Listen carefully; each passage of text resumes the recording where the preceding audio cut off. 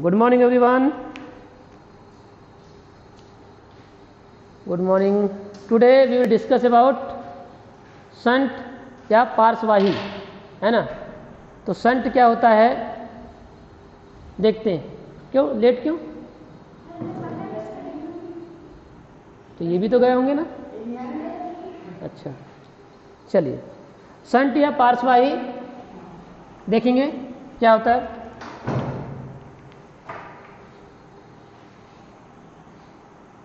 अब देखो, धारा मापी की कुंडली में यदि हम प्रबल धारा प्रवाहित करते हैं तो क्या क्या नुकसान हो सकते हैं, है ना। शंट इंपॉर्टेंट सवाल है, परीक्षा की दृष्टि से महत्वपूर्ण है ना। आएगा और कई बार आ भी चुका है, इसलिए भी महत्वपूर्ण हो जाता है। देखो, शंट या पार्श्ववाही दोनों नाम है। शंट क्या है उससे तो समझ में नहीं आ रहा, लेकिन पार्श्ववाही का मतलब ये आपको समझ में आएगा, है ना। अभी मैं उदाहरण दूंगा आपको, तब समझ में आएगा। पहले तो हम बात कर लेते हैं कि भाई ये है क्या चीज़ और इसकी ज़रूरत हमको क्यों पड़ी। तो क्या होता है कि धारा मापी की कुंडली में क्या करते हैं, यदि आप ज़्यादा धारा प्रवाहित करते हैं, प्रबल धारा प्रवाहित करते हैं, तो दो प्रकार के नुकसान होने की संभावना है। एक तो ज़्यादा धारा प्रवाहित करने पर क्या होता है कि जैसे धारा मापी है आपके पास, है ना, इस तरह से, ठीक, और यहाँ पर शून्य है ना, ऐसा 1 2 3 4 1 2 3 4। अब यहाँ पर जो एक कांटा होता है, ये यहाँ इस ओर एक स्टॉपर और इस ओर क्या होता है, एक स्टॉपर लगा होता है। यदि आपने ज़्यादा धारा प्रवाहित कर दे तो क्या होगा, ये कांटा इस तरह से टकराएगा और टकरा के क्या हो जाएगा, ये टूट जाएगा। तो संकेतक का टूटने का डर है, ठीक है। आपने यदि ज़्यादा धारा प्रवाहित कर दिया तो ये कांटा क्या होगा मालूम है, इस तरह से घूमता है। यदि आपने ज़्यादा धारा प्रवाहित कर दिया, ये इस तरह से क्या होता है, वो टूटने का क्या रहता है, डर रहता है, ठीक है।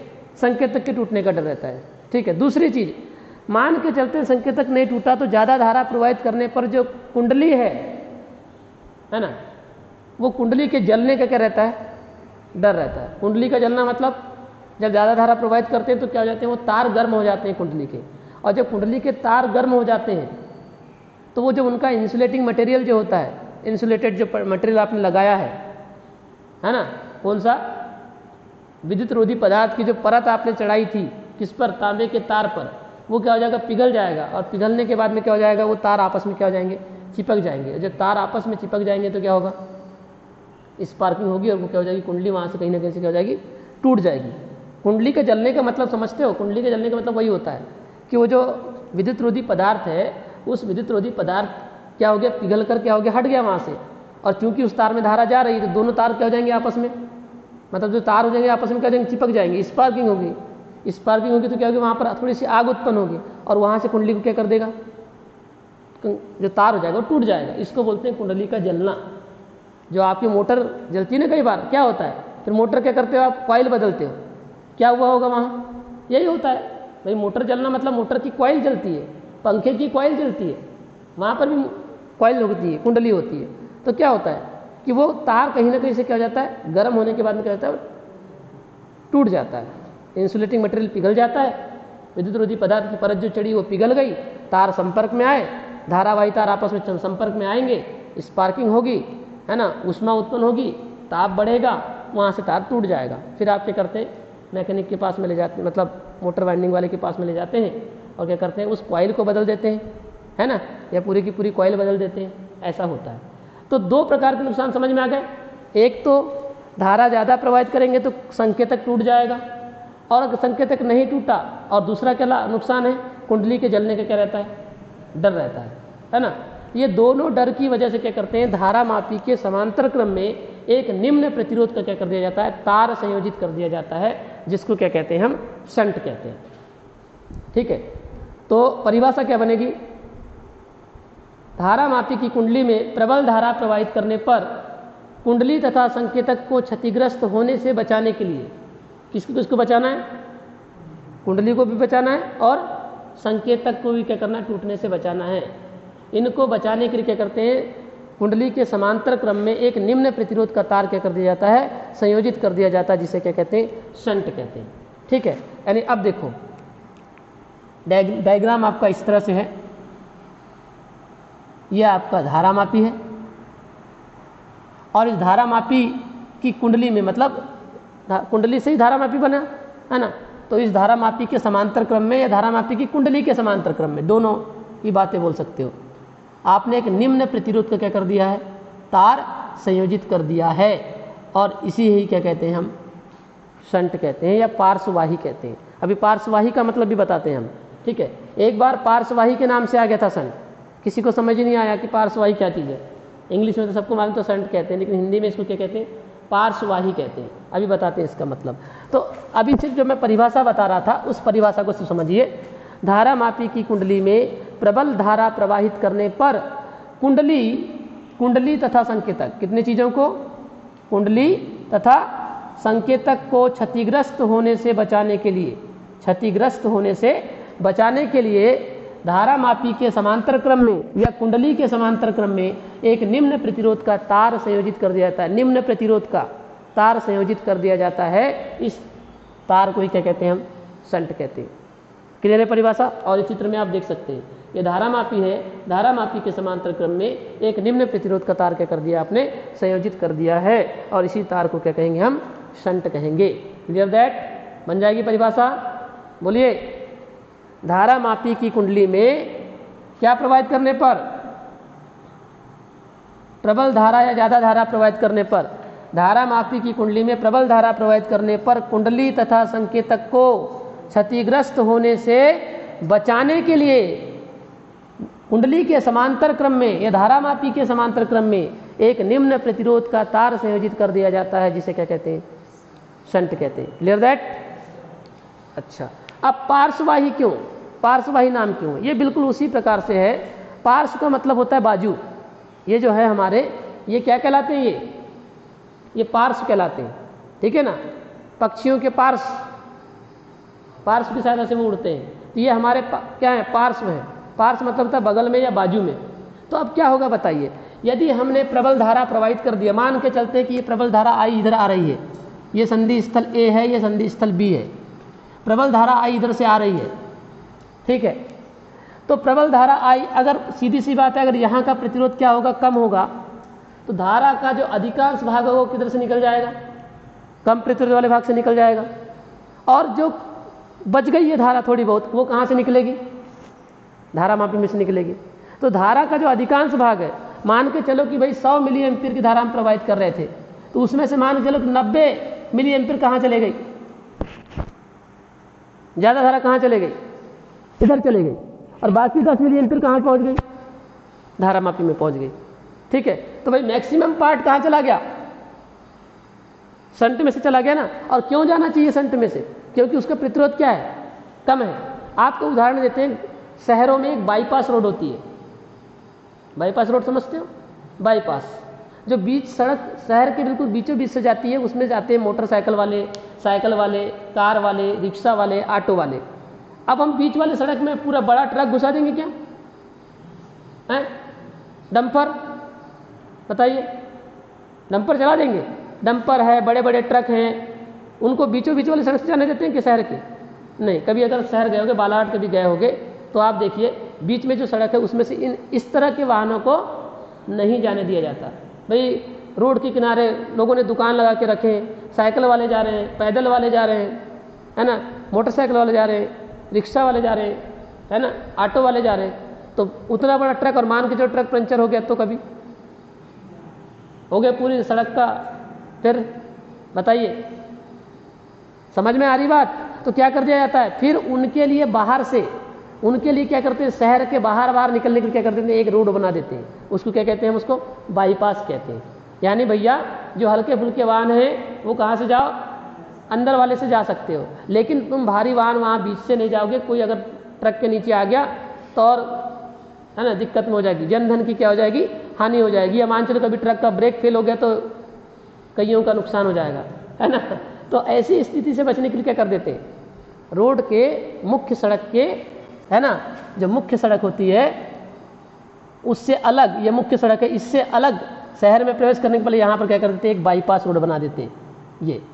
ये देखिए, ठीक, इस तरह से जी। तो ये हो गई मुख्य सड़क। तो यहाँ से पैदल वाले जाइए, छोटे वाहन वाले जाइए, छोटे वाहन, और बड़े वाहन कहाँ से जाएंगे आप, क्योंकि इनको सड़क के अंदर, शहर के अंदर कोई काम नहीं है, ठीक है ना। तो भारी वाहन कहाँ चले गए, ये बाईपास से चले गए और शहर के बाहर निकल गए। और यहाँ से शहर वाले को कोई प्रभाव पड़ा क्या, कोई दिक्कत नहीं हुई, समझ गए। ऐसा होता है भाई, बस यही तो बाईपास के खेल है। यहाँ पर भी यही बाईपास के खेल है कि भाई ज़्यादा धारा प्रवाहित कर रहे हो तो क्या हो, ज़्यादा धारा प्रवाहित करने पर इसका नुकसान हो रहा है, कुंडली भी जल रही है, संकेतक भी टूट रहा है। तो एक काम करो, ज़्यादा धारा में से जो अधिकतम धारा है वो कहाँ से निकल जाए, शंट में से, मतलब बाजू से निकल गई। बाजू मतलब पार्श्व, समझ में आया अब। तो बाजू से धारा निकल रही कि नहीं, ठीक, तो इसलिए इसको पार्श्ववाही मतलब बहाने वाला, ले जाने वाला। तो ऐसा, ये एक ऐसा प्रतिरोध है जो क्या करता है, धारा को क्या करता है, बाजू से क्या करता है, बहा करके कर लेता है, ले जाता है। इसलिए इसको क्या बोलते हैं, पार्श्ववाही कहते हैं। बात समझ में आ गई ऑनलाइन वाले, हाँ, क्लियर है सभी को।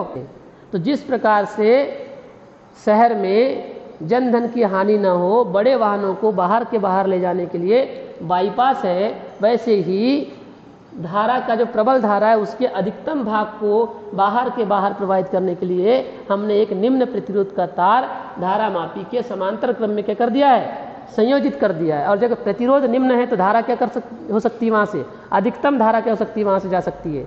बाईपास का रोड पूरा खुला रहता है, इसलिए बड़े वाहन आसानी से जा सकते हैं।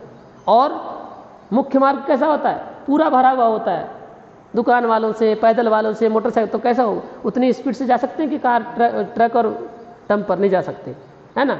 तो वही है, ये यहाँ से जाएगी धारा, अधिकतम धारा यहाँ से जाएगी, अल्प धारा यहाँ से जाएगी। जैसे मैंने बताया 100 है तो 90 यहाँ से चले जाए, 10 यहाँ से चले जाए, 10 से इसको कोई प्रभाव नहीं पड़ने वाला है। क्लियर हो गई बात समझ में आ गई पूरी। ये थी कहानी। और पार्श्ववाही क्यों कहते हैं, बात समझ में आ गई, बाजू से ले जाता है ना, इसलिए पार्श्ववाही। तो ये हो गई आपकी परिभाषा। धारा मापी की कुंडली में प्रबल धारा प्रवाहित करने पर कुंडली तथा संकेतक को क्षतिग्रस्त होने से बचाने के लिए कुंडली के या धारा मापी के समांतर क्रम में एक निम्न प्रतिरोध का तार संयोजित कर दिया जाता है, जिसे शंट कहते हैं। अब देखते हैं शंट का सिद्धांत, है ना। शंट किसे कहते हैं, शंट का सिद्धांत समझाइए, ऐसा आएगा, ठीक है। तो देखें, माना कि धारामापी जी के समांतर क्रम में एक निम्न प्रतिरोध का तार अर्थात शंट संयोजित है। मुख्य धारा आई संधि स्थल ए पर पहुंचती है, दो भागों, कितने भागों में बढ़ जाती है, दो भागों में क्या हो जाती है, वियोजित हो जाती है। एक होती है धारा आई जी, धारा आई जी धारा मापी में से प्रवाहित होती है, और धारा आई एस कहाँ से, शंट में से प्रवाहित होती है।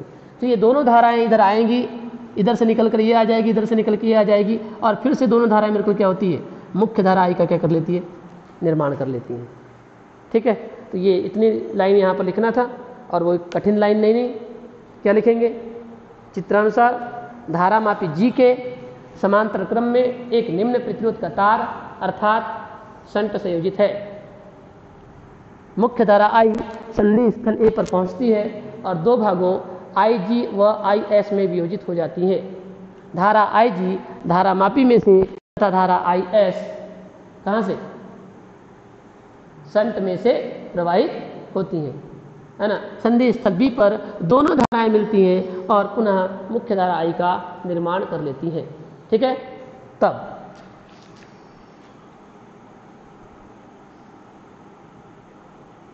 धारा मापी का प्रतिरोध,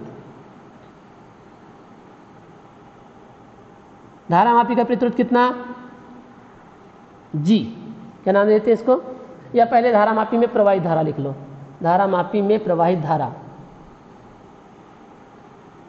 प्रवाहित धारा कितनी है,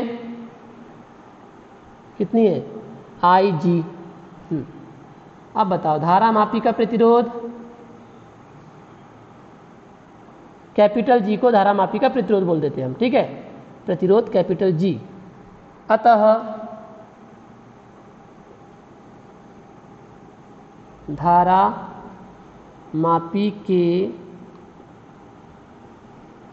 सिरों के मध्य विभवांतर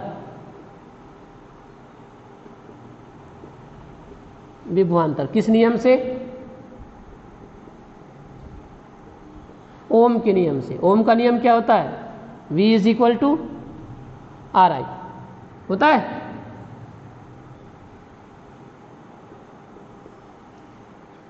ओम के नियम से V is equal to R I से। तो बताइए, धारा मापी चल रहा है इसलिए वी जी नाम दे देते हैं वोल्टेज को, विभवांतर को, बराबर प्रतिरोध कितना है?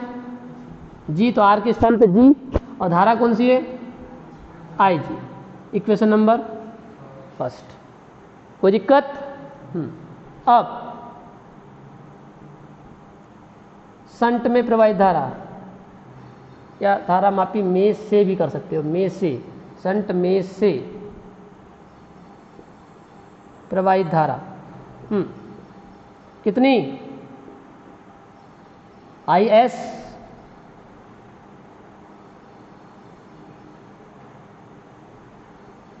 संट का प्रतिरोध एस, संट का प्रतिरोध एस, अतः संट के सिरों के मध्य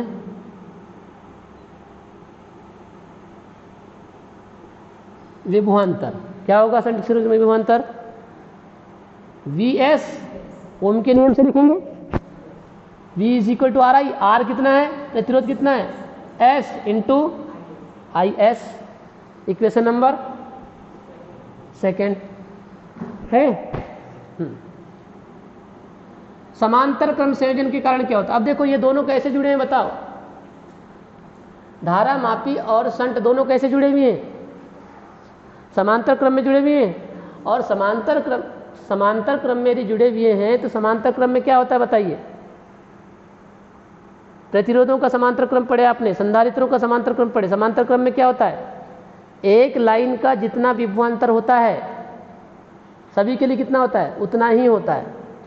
ठीक है, याद आ रहा है? सेलों का भी पढ़े थे आपने, याद करिए। एक के लिए जितना होता है सभी के लिए उतना ही होता है। तो समांतर क्रम संयोजन के कारण ये दोनों विभवांतर कैसे हो जाएंगे? आपस में बराबर हो जाएंगे। समांतर क्रम संयोजन मालूम है कि नहीं? संधारित्रों का पढ़े थे, ये देखिए।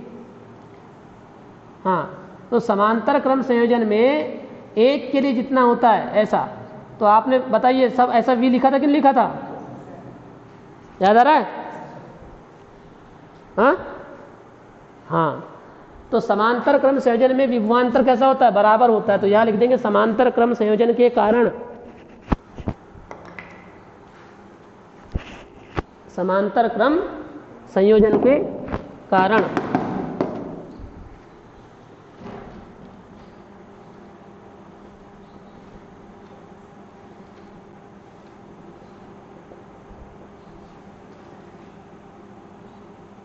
क्या होगा? समांतर क्रम संयोजन के कारण वी एस जो होगा वो किसके बराबर हो जाएगा? वी जी के क्या हो जाएगा? बराबर हो जाएगा। ठीक है, यस, ओके। अब वी एस का मान कितना है भैया? एस इंटू आई एस, और वी जी का मान कितना है? जी इंटू आई जी। सही है? हाँ, अब यहां से आई जी का मान निकाल लो। आई एस के बटे में आई जी लीजिए, ठीक है। और जी के बटे में क्या आएगा बताइए? फिर ऐसा जाएगा, बोलो, आ रहा है कि नहीं?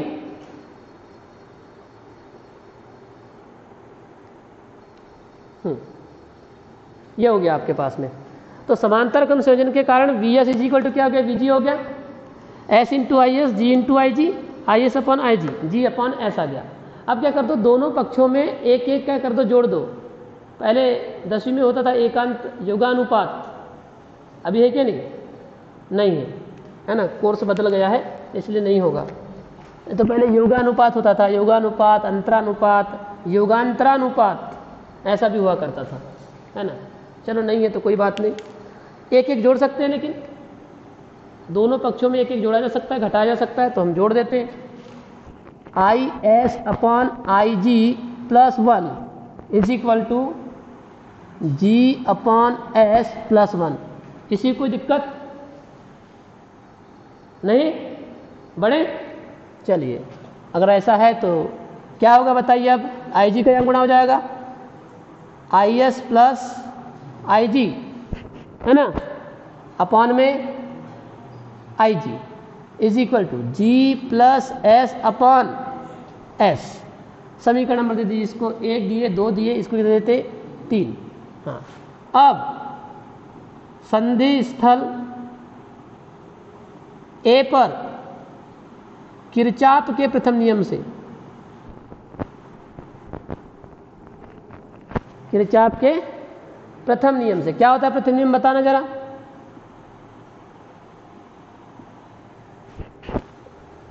हाँ, आने वाली बराबर जाने वाली धाराएं, है ना। तो आने वाली कौन से बताओ? बिंदु ए पर कौन सी आ रही थी? आई। और जा कौन कौन सी रही थी? आई जी और आई एस। तो आई जी प्लस आई एस आ जाएगा कि नहीं बताइए? ठीक है, आने वाली बराबर जाने वाली, तो आ रही है आई और जा रही है आई जी और आई एस, तो I is equal to I G plus I S हो गया। समीकरण नंबर 3 में मान रख दें, कोई दिक्कत किसी को? बोलिए, मान रखिए। आई जी प्लस आई एस कितना है? I G plus I S कितना है? आई, तो यहाँ आई रखेंगे, तो I upon I G is equal to G plus S upon S, equation number 4। Clear? Any problem?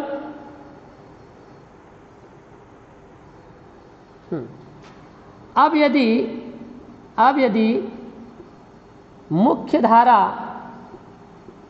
I का nवा भाग धारा मापी में से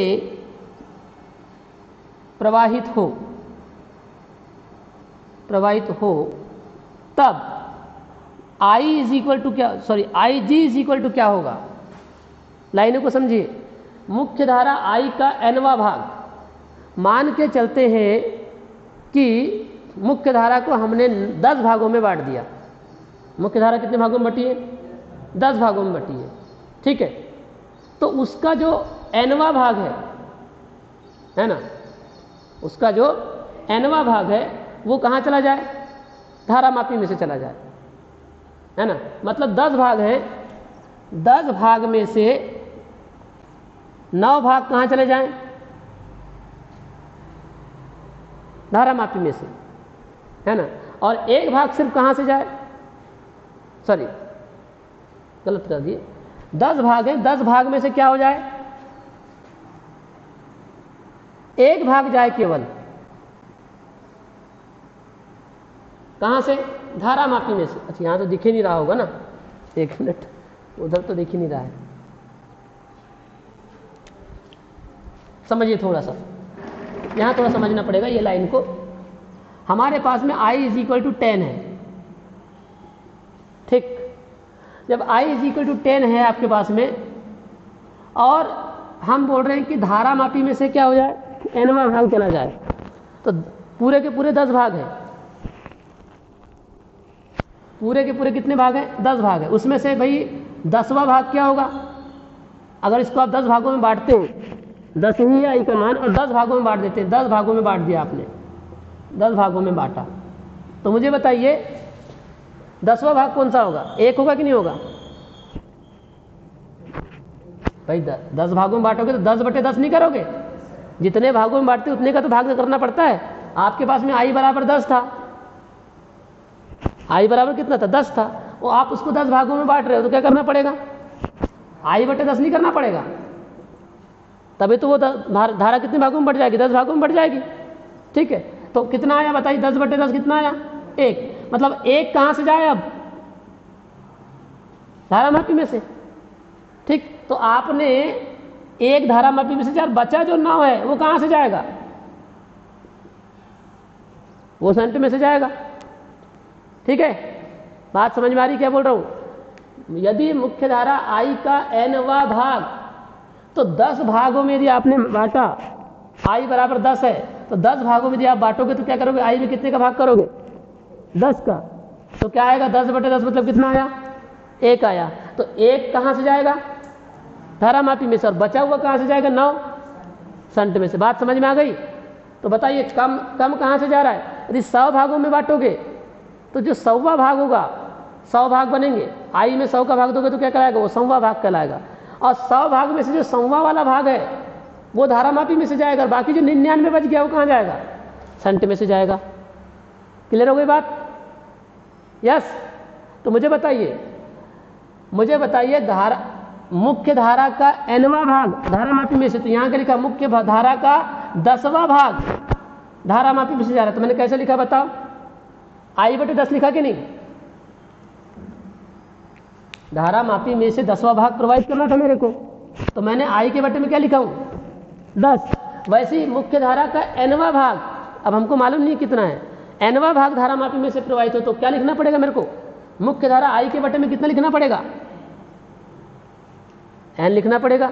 जब 10वां भाग प्रवाहित करना चाहता था तो मैं 10 लिखा, है ना? जैसे रोटी के 4 टुकड़े कर देते हैं, रोटी का 4/4 भाग दे दिया जाए, इसका मतलब क्या है? 1/4 देते हो ना तुम, एक रोटी का 1/4 भाग देते हो, मतलब क्या देते हो? 1/4 देते हो कि नहीं? तो वैसे nवां भाग दे रहे हो किसको? धारा मापी को। तो क्या होगा? IG = क्या होगा? I/n हो जाएगा। बात समझ में आ रही नहीं आ रही है? बोलिए। हाँ, जैसे रोटी का 1/4 भाग, है ना, इस तरह से। ये हो गया यदि मुख्य धारा I का nवां भाग धारा मापी में से प्रवाहित हो, तब IG = I/, कितना आ जाएगा? IG = I/n आ जाएगा। और इसको कहाँ रख देंगे? अब समीकरण 4 से मान रखिए I/IG का मान I/n = कहाँ ध्यान है? G+S/S। I से I कट गया तो n ऊपर जाएगा, n = G+S/S। S का गुणा करिए n में, NS = G+S होगा। फिर हमको किसका मान निकालना है? किसका? आपने संट जोड़ा है ना, तो मान भी किसका निकालना चाहिए आपको? संट का ही निकालना चाहिए। तो S को इधर पक्षांतर करो, NS - S। मैं थोड़ा पास लिखता हूँ ताकि इसी बोर्ड में काम खत्म हो जाए, है ना? तो ये n ऊपर गया, n = G+S/S। S का गुणा करेंगे, NS = G+S। S को पक्षांतर करेंगे तो NS - S = G। अब यहाँ से S कॉमन निकालो, S कॉमन निकलेगा तो क्या बचेगा? n - 1 = G। ठीक है। और S = क्या आएगा? G/n - 1। S = G/n - 1। यानी ये है धारा मापी, ये है संट का सिद्धांत कि यदि, अब देखो, यदि आपके पास में IG = IN है, यदि आपके पास में IG = I/n है, यानी मुख्य धारा I का nवां भाग धारा मापी में से प्रवाहित हो, तब संट का प्रतिरोध धारा मापी के प्रतिरोध के n-1वें भाग के बराबर होना चाहिए। यह संट का सिद्धांत है। यानी यदि आप चाहते हैं कि मुख्य धारा का nवां भाग, केवल nवां भाग, मैंने बोला जैसे 100 एम्पियर था, 100 एम्पियर तो बहुत होता है, 100 मिली एम्पियर है मान के चलो, और 100 मिली एम्पियर में से केवल 1 मिली एम्पियर कहाँ जाए? क्योंकि 100 भागों में बांटोगे इसको, तो 100 भागों में बांटोगे 100 मिली एम्पियर को, तो कितना बचेगा? 1 मिली एम्पियर आएगा।